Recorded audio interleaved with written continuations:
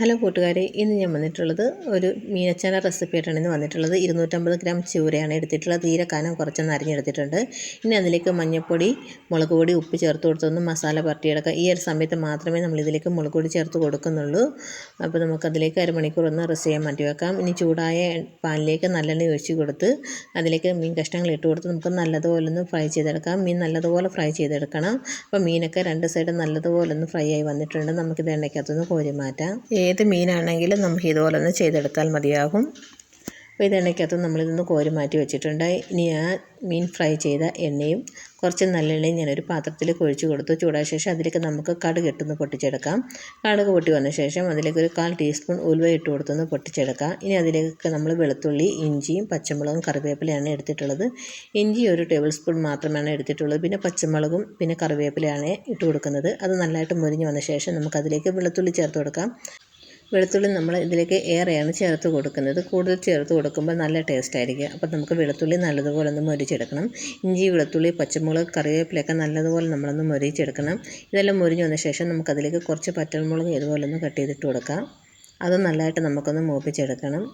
അച്ചാറിനെടുക്കുന്ന എല്ലാ സാധനങ്ങളും നമ്മൾ നല്ലതായിട്ട് എണ്ണയ്ക്കകത്തിട്ടൊന്ന് മൊരിച്ചെടുക്കണം. എങ്കിൽ മാത്രമേ അച്ചാർ കേടുകൂടാതിരിക്കത്തുള്ളൂ. ഇനി അതിലേക്ക് നമുക്ക് മഞ്ഞൾപ്പൊടി ചേർത്ത് കൊടുത്തൊന്ന് മൂപ്പിച്ചെടുക്കാം.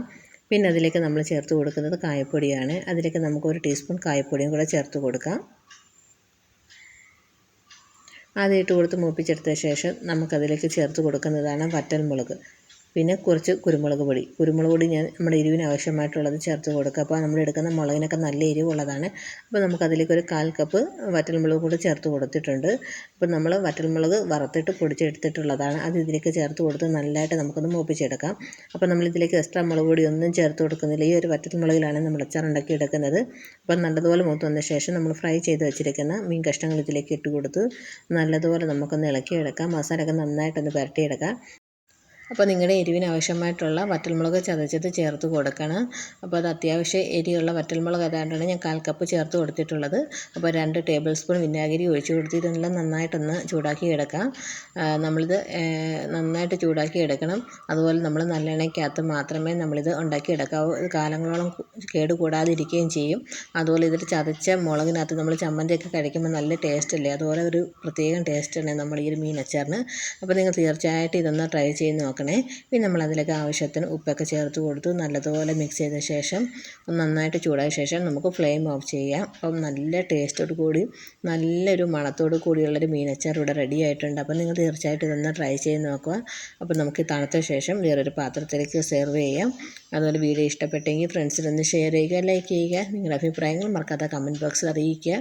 അപ്പോൾ നിങ്ങൾ പറയും ഹെഡിങ് മുളക് പൊടി ചേർക്കാത്ത മീനച്ചാറാണല്ലോ എന്ന്. അപ്പോൾ നമ്മളിത് മസാല പറ്റാൻ നേരത്ത് മാത്രമേ ശകലം മുളക് പൊടി ചേർത്ത് കൊടുത്തിട്ടുള്ളായിരുന്നു. അപ്പോൾ നമുക്ക് വേറൊരു പാത്രത്തിലേക്ക് സെർവ് ചെയ്യാം. അപ്പോൾ വീണ്ടും നല്ല റെസിപ്പിയായിട്ട് നമുക്ക് വീണ്ടും കാണാം. വീഡിയോ ഇഷ്ടപ്പെട്ടെങ്കിൽ ഫ്രണ്ട്സിന് ഷെയർ ചെയ്യുക. വീഡിയോ ആദ്യമായിട്ട് കാണുന്ന കൂട്ടുകാരുണ്ടെങ്കിൽ എൻ്റെ ചാനൽ കണ്ട് സപ്പോർട്ടും കൂടി ചെയ്യണേ. അപ്പോൾ വീണ്ടും നല്ല റെസിപ്പിയായിട്ട് വീണ്ടും കാണാം. Thanks for watching my unique choose.